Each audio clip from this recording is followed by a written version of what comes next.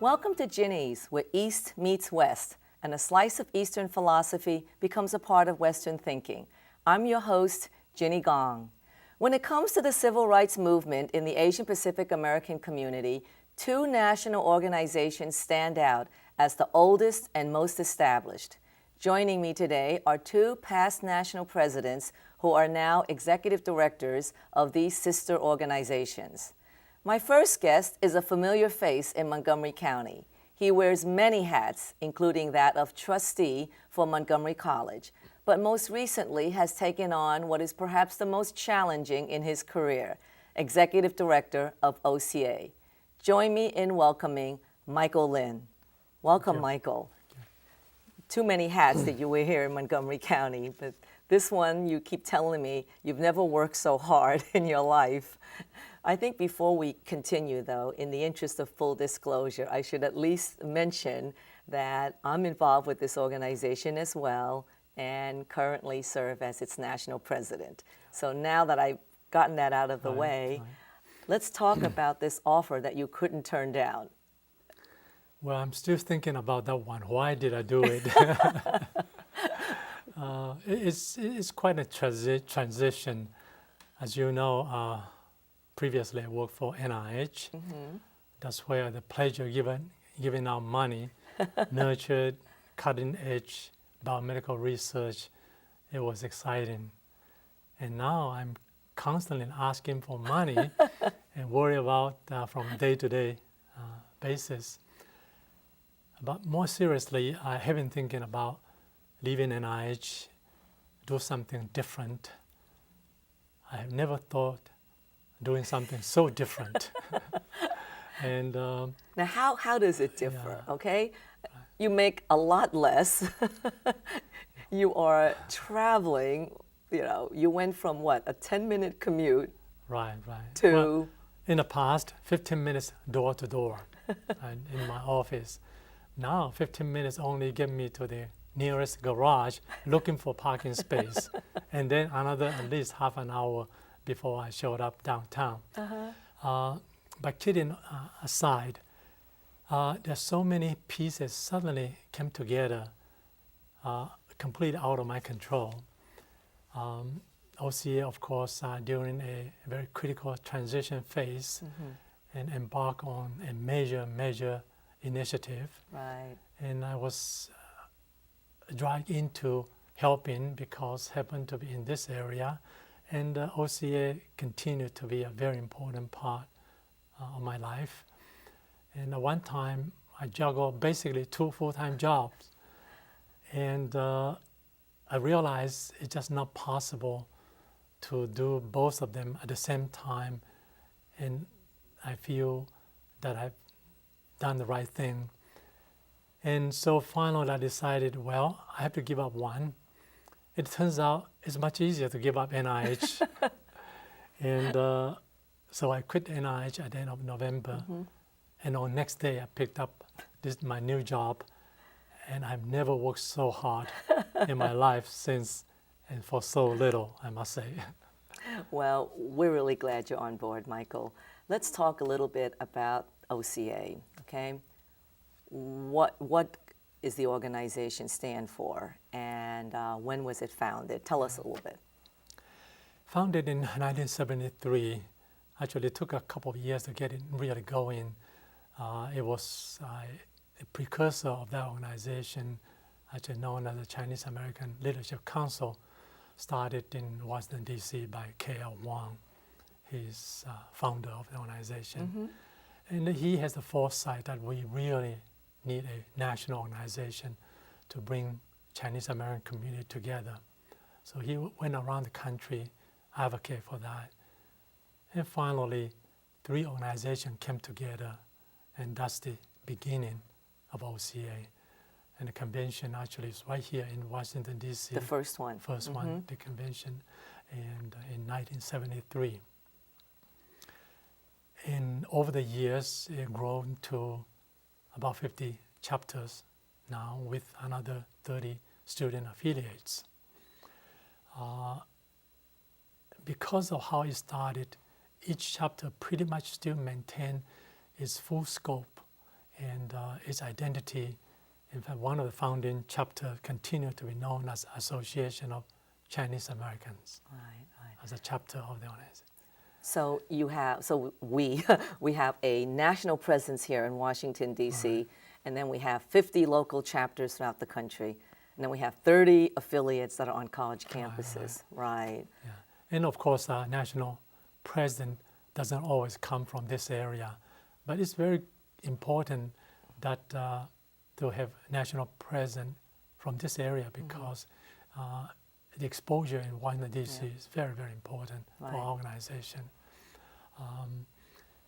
And over the years, even though each chapter stayed pretty independent, but over the years also it evolves a very cohesive kind of national organization. And in fact, that is the very important strength of this organization. As an example, when you go to the Congress, talk to members of Congress, as soon as you mention, oh, by the way, we have a chapter in your district, immediately you get their attention. So this 2 tiers organized level of structure really do a great deal for the organization. Now, OCA has transitioned over the years from an organization in 1973 that was founded by Chinese Americans to presently pretty inclusive, right? Correct. Let's talk a little bit about that. I know we had staff that weren't just Chinese Americans. You know, we've got members on our board. Right. And in fact, we have chapter president Japanese Americans, and right now we have 2 members of county executive council. One is Vietnamese American, another one is Korean American. So that's how diverse, how Pan-Asian we are. And over the years, when it evolves, you gradually realize one single ethnic group has its own limitations. And especially outside people look at it, they cannot actually tell the difference, make distinction. And we also want to make sure that we can relate it to our constituents that we serve. And then that constituent is pretty Asian American. And so as a part of the transition, we now are known OCA, and then without necessarily referring to it as Organization Chinese Americans. Now, why is there a need for organizations like OCA? Well, as long as we look different, people are going to have a different perception of who we are, and continue up to this day. Very often people will still assume that we are foreigners. You know? Every so often they will ask, oh, when did you come to this country? With a good intention when they ask that question. But nevertheless, that raise some question as to who we are. And so there's always a need of this kind of organization to make sure that we are treated just like next American. It's almost like an insurance policy, right? Right. You have this insurance policy. Hopefully you never have to use it. But unfortunately, we have found a number of instances where we've had to use that. It's good to have organizations speak up. Right. What are the issues that OCA is involved with? We have our core mission, and then that covers several fields. But in terms of the immediate issue that coming up on the horizon, obviously immigration reform is a big topic. A real divisive issue, isn't it? Correct.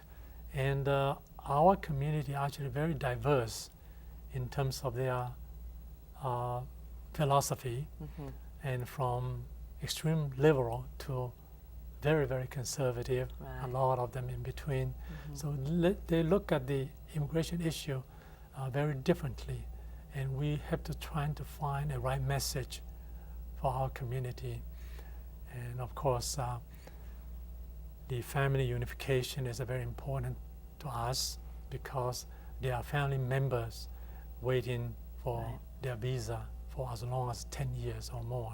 Amazing. And of course, we have our share of undocumented immigrants, and that cannot be minimized because judging from the unofficial statistic, there are as many as 1 million undocumented Right, Asian American in the country. Right, Yeah. right. And their right or their future has to be taken into consideration in some way. So OCA advocates for immigration reform. That's correct. Right, In a very comprehensive way. Right. Because it takes more than just one solution. And very often there are issues related to social justice that just sort of keep cropping up. How do you deal with those? Well, very often something happens, not necessarily because of very ill intent or malicious kind of intent, and the people are just ignorant of what is the right thing to say and how we should be treated. Michael, you're too kind. Yeah. Sometimes they may not be. Correct. I'm sure there will always be a group of people that really look at us and say, we are just foreigners, we just don't belong here. But nevertheless, important thing is to recognize those situations and trying to engage in a dialogue to educate, and hopefully will diffuse that situation, and hopefully it will turn around the perception out there, and then trying to educate the public that we are as American as apple pie. Now, Michael, I'm going to close this section with just one last question. OCA just recently made history, all right? Can you just give a quick, what did it do? Right, well, we are the first national Asian American organization to acquire a home in the nation's capital, and it is quite historic. I must say it hasn't been easy because we have been thinking about that for a long, long time. Right. And during the last few years, we just make the determination to go for it, and miraculously, it happened. Well, Michael, I wish us a lot of good luck with this, and thank you so much for joining me and talking about OCA. My pleasure. Time for us to take a short break. We'll be right back. Stay tuned.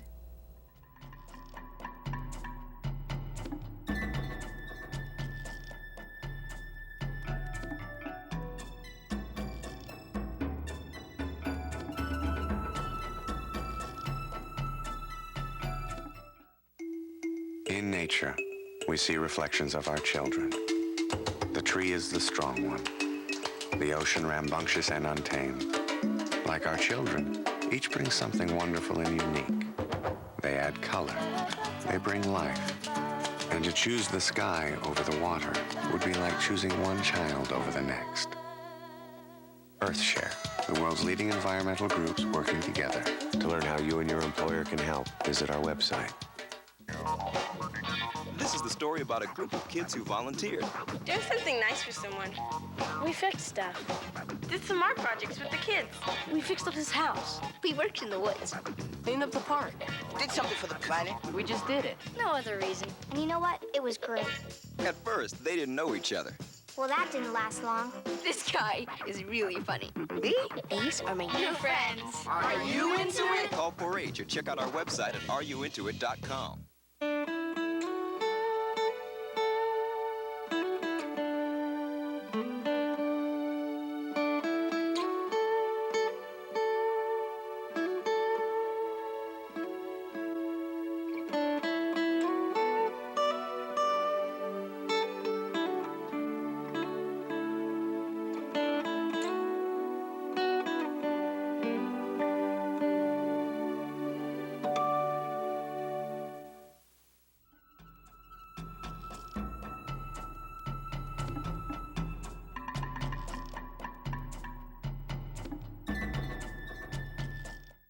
Welcome back to Ginny's, where East meets West.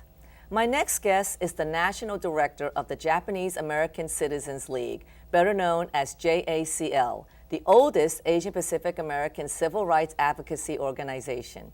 He has been a longtime member of JACL and, like my first guest, has stepped forward to lead the organization's operations during these challenging times. In addition to his involvement with JACL, he served as council member. Join me in welcoming Floyd Morey. Welcome, Floyd. How are you? Well, this must be the era of the return of the old-timers. I mean, here, Old men? not old men, just old-time members. I mean, Michael, having been a former national president of OCA, returns to take, to lead the staff. Here you are, you were a former national president of JACL, and you've come back to lead the organization. Why do you think this is so, Floyd? Well, I guess just timing. I was sort of retired before this all began. As you know, I was the Washington representative here for about a year and a half, and as things go, our national director became ill, and they needed somebody, and here I am. Well, we're glad you're here. Let's talk about JACL. When was it formed, and why was it formed? Well, as you mentioned, we're the oldest, formed officially in 1929. Wow. So we've been around almost 80 years. And during that era, we had a time of immigration problems, and so there were many groups in our community that were questioning the immigration policy of our country. So during the late 20s and into the 30s, that was the issue that we dealt with, besides other discrimination that was happening. And then the war began, and of course the incarceration of the West Coast Japanese became a very major problem for our organization. And was that when the organization really just took a major step during that whole internment era? It was actually probably just before the war, because there was a lot of anti-Asian, particularly anti-Japanese feeling on the West Coast, where most of our population was. So when it first formed, how many chapters did you have? Initially, very few, probably about a handful, 10 or so. Today we have 112 chapters throughout the country, mostly on the West Coast, but throughout the Midwest and East Coast also. Now, where OCA was the first organization headquartered here in the nation's capital, and that's where it's remained, where is JACL headquartered? JACL's headquarters in San Francisco. During World War II, it was moved from San Francisco to Salt Lake City. Then after the war, back to San Francisco. But we've had a Washington office here since the 1940s, since wartime. So our presence here in Washington has been long. Our initial person here in Washington, D.C. was Mike Masaoka, and he's kind of famous for some of the work that he did during the war and after. Well, I know that OCA and JACL do a lot of things together. That's There's a very collaborative feeling between the two organizations. But we talked about the incarceration of Japanese Americans and the internment, and a lot of families have their own internment stories. What is the Mori family? Do you have your own story? Well, yes and no. We lived in Utah. My father worked the railroads in the early 1900s and came to Utah because he could buy land. And so he had a large farm in Utah. And from there... So Japanese Americans also worked on the railroad. Right. See, now there's, first of all, people even wonder whether Chinese Americans did, because the pictures never ever included Chinese Americans in the picture. Right. And now, you're telling us that Japanese Americans also were part of that. That's right, Japanese Americans. And also there were mines in Utah. So there were coal mines, copper mines, lead mines, and Japanese worked in those mines. And so during that time, when the war began, inland Japanese were not required to go to the camps. However... What do you mean, inland? If we were east of California, Oh. east of the West Coast, we did not have to go to camp. But we had many relatives in California, and if you had a relative, then they could sponsor you to come without having to go to camp. So we had many relatives move in and live with us during the war. And I remember that as a child, and they used to talk about their friends in camp, and I used to think it was like summer camp or day camp or something like that. And it wasn't until later that I really understood what camp was. Well, 120,000 Japanese Americans were interns, so 120,000 came from the whole West Coast, the California area? Yeah, California, Washington, Oregon. Very interesting. And some in Arizona, even Arizona. Well, I know JCL was instrumental in advocating for redress. What is that, for those who don't know? Well, it was decided in our national convention about 1976 in Salt Lake City. That, a lot of things went on in Salt Lake City. And it was decided that JSL would seek a redress for the wrongs that were committed during World War II. And that was the beginning of a campaign that lasted 12 years. And in 1988, after a commission study, after a lot of legislative debate and discussion, a bill was passed and signed by President Reagan that gave to all people who were in camps a redress of $20,000. But the most important thing, each person got a letter of apology from the President of the United States apologizing for what was done to them during World War II. Now, correct me if I'm wrong, you only get the $20,000 and the letter of apology if you're alive. That's right. Right? That's if right. for some reason you were deceased, you didn't get the money, neither did your family. That's correct, right. So you had to be in the camps or